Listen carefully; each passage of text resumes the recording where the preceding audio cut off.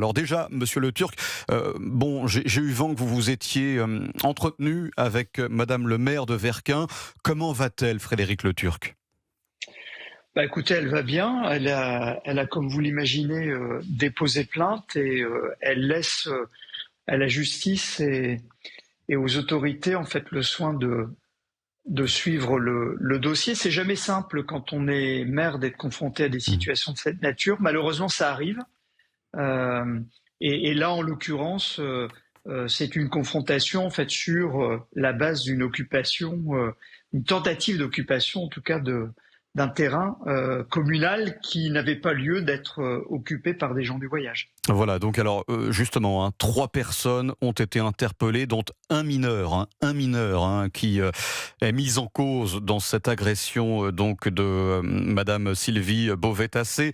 Alors, Monsieur Frédéric Le Turc, je vais citer plusieurs exemples dans l'actualité récente que personne n'a oublié concernant des agressions envers les élus, parce que il y en a eu 1500 durant les premiers mois de l'année.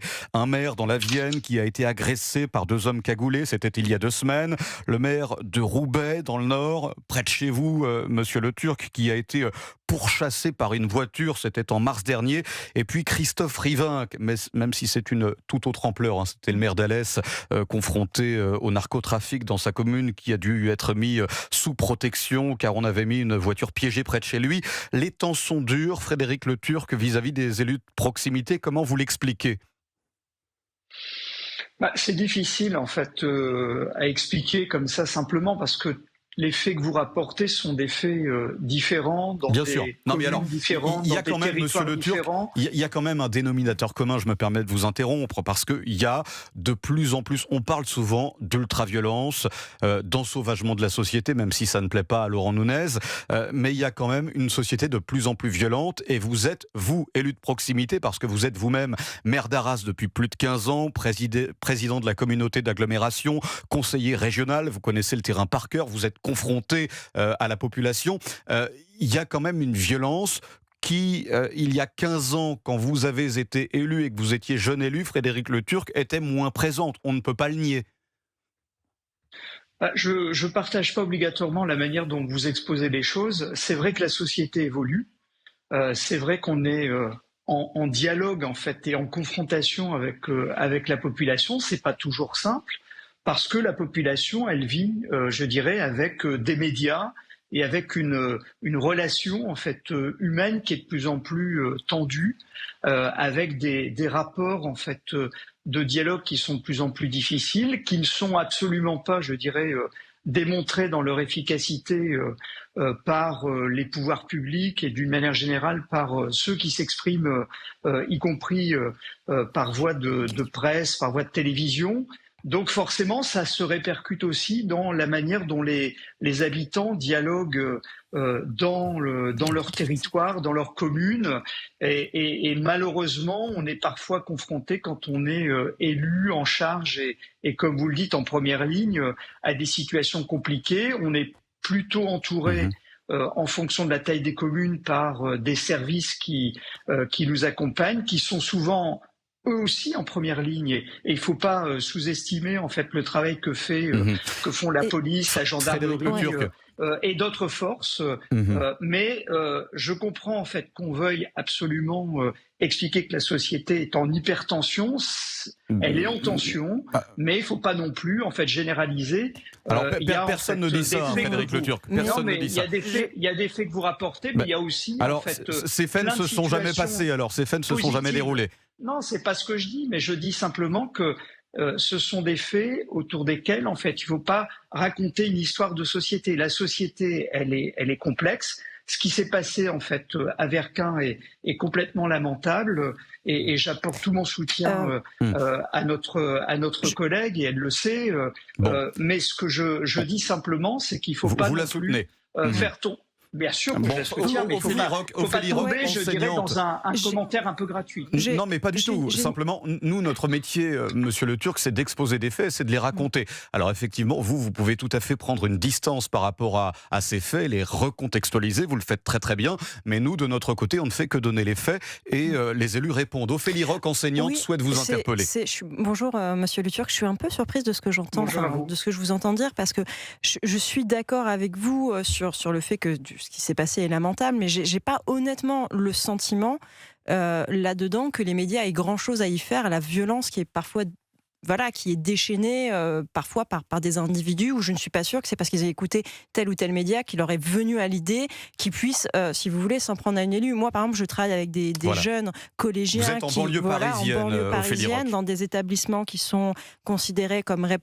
Je n'ai pas des élèves qui écoutent les médias traditionnels parce qu'ils s'en moquent des médias traditionnels, soyons francs. Si vous voulez, je les trouve quand même, et mes collègues aussi les trouveront, dans des états en fait d'insécurité émotionnelle qui sont excessivement violents. Donc je suis très surprise en fait que vous ne contestiez pas, d'une certaine manière, que vous pouviez mettre cette violence-là un peu en corrélation avec les médias traditionnels. Je trouve que pour le coup, c'est un procès d'intention qui me semble un peu étrange. Je ne sais pas si Frédéric Le Turc a fait un rapprochement aussi direct. Frédéric Le Turc, répondez effectivement, je vous en prie. Oui, non, c'est pas ce que j'ai voulu exposer. Je dis simplement que il y a des faits qui se passent dans certains territoires. Il y a certaines situations qui sont complètement lamentables et condamnables. Mais il y a aussi beaucoup d'autres choses positives qui se passent dans la société qu'il ne faut pas non plus, à un moment donné, je dirais, la noircir de manière excessive. En quoi c'est la noircir de la dire En quoi c'est noircir la situation, d'écrire ce qui se passe et de donner les faits? On peut dire les choses sur les noircir. J'aimerais aussi être invité pour parler de choses positives qui se passent dans la société française. Notre métier est de parler des trains qui n'arrivent pas à l'heure, Frédéric Le Turc. Oui, mais moi je suis aussi en fait en charge d'un territoire et avec des responsabilités publiques qui vous disent que globalement il y a aussi des choses positives qui se passent en fait dans nos territoires. Là en fait c'est un fait particulier, malheureusement. Ça arrive, c'est complètement lamentable. On a besoin en fait que l'État prenne ses responsabilités. On a besoin aussi que la société en fait s'unisse autour de ces sujets pour faire front, parce que c'est pas acceptable. Mais il faut pas non plus en fait noircir le tableau. Georges Fenech souhaite vous poser une question. S'il ne s'agissait pas d'un fait de phénomène, je dirais, de société, que cette recrudescence des violences, notamment à l'égard des élus, comment expliquer que le législateur, le 21 mars 2024, a aggravé les peines prévues contre ceux qui agressent des élus en exercice? On se souvient tous de Jean-Mathieu Michel, le maire de Signes, qui est mort, lui, parce qu'un véhicule lui avait foncé dessus, parce qu'il essayait de s'interposer sur des dépôts sauvages d'ordures. Comment vous expliquez également que l'AMF elle-même avait sollicité le pouvoir exécutif, je me souviens très bien, et qu'ils ont assuré une couverture fonctionnelle pour tous les frais occasionnés pour les violences contre les élus? Je rappelle que c'est à peu près 2500 agressions par an contre les élus, dont à peu près 60% de maires qui en sont les victimes. Comment vous expliquez même, je me souviens, de stages organisés dans certaines collectivités locales par le RAID pour apprendre les premiers gestes d'autodéfense? Enfin, je pourrais énumérer longtemps la gravité de ce qui est en train de se passer dans notre pays. Si on n'en parle pas, c'est encore ajouter au malheur des élus qui, je le rappelle, et je termine par là, environ 40% des maires ne se représentent pas parce que précisément ils ne veulent plus se mettre en jeu. Frédéric Le Turc, que répondez-vous à ça?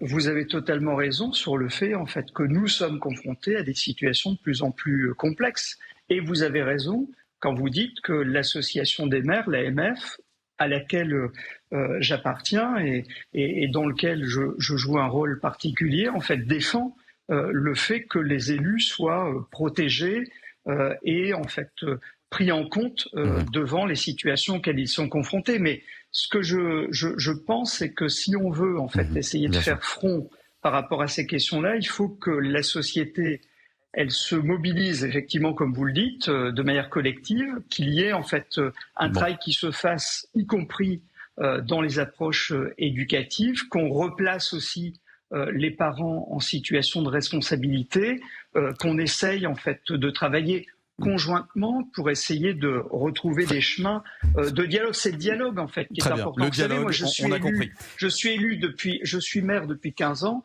mais je suis élu, en fait, ou en responsabilité depuis une trentaine d'années.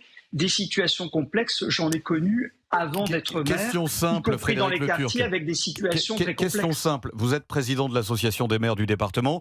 Est-ce que votre association va se constituer partie civile? Va-t-elle porter plainte? Réponse en quelques secondes, Frédéric Le Turc. La maire, en fait, de Vieux-Verquin a porté plainte. Elle sait qu'on la soutient totalement. Ce que je souhaite, c'est que la police et la justice fassent leur travail. Donc l'association ne va pas déposer plainte. Question tout à fait innocente. L'association ne va pas déposer plainte. C'est pas le rôle de l'association que de déposer plainte. Par contre, on l'a déjà vu par le passé. Une association des maires peut tout à fait déposer plainte. La maire a notre total soutien, et un point sera fait avec la maire et avec le préfet. Si elle s'est mise un peu en situation de retrait pour en fait laisser à la police et à la justice le soin de faire son travail, c'est parce que en fait elle considère qu'il faut en fait laisser aussi au pouvoir public le soin de faire leur travail. Ce qui est complètement lamentable, c'est cette situation d'agression, malheureusement, à laquelle elle a été confrontée, qui aurait pu être Est-ce qu'il y a quand même dans le fait de ne pas déposer plainte, monsieur le maire, il y a quand même une de vos consoeurs qui s'est fait agresser, le fait de ne pas déposer plainte, est-ce que vous pensez que c'est un bon signal, ça, envoyé? La maire de Vieux-Verquin, n'y voyez aucune question gênante, monsieur le maire. La question est simple. La maire de Vieux-Verquin a porté plainte. Je n'ai pas, en fait, à mon niveau, à porter plainte à sa place, bien au contraire. Elle a, en fait, notre total soutien. Elle sait qu'elle peut compter sur nous. Un point sera fait avec le préfet sur cette situation. Et ce sont, en fait, des cas, malheureusement, qui ne sont pas isolés et que l'on suit particulièrement. Bon, et en tout cas, on est de tout cœur avec les élus du Nord-Pas-de-Calais. Vous avez raison. Merci. Frédéric Le Turc, maire d'Arras et président de l'association des maires du Pas-de-Calais. Donc, merci infiniment d'avoir été avec nous, monsieur le maire d'Arras.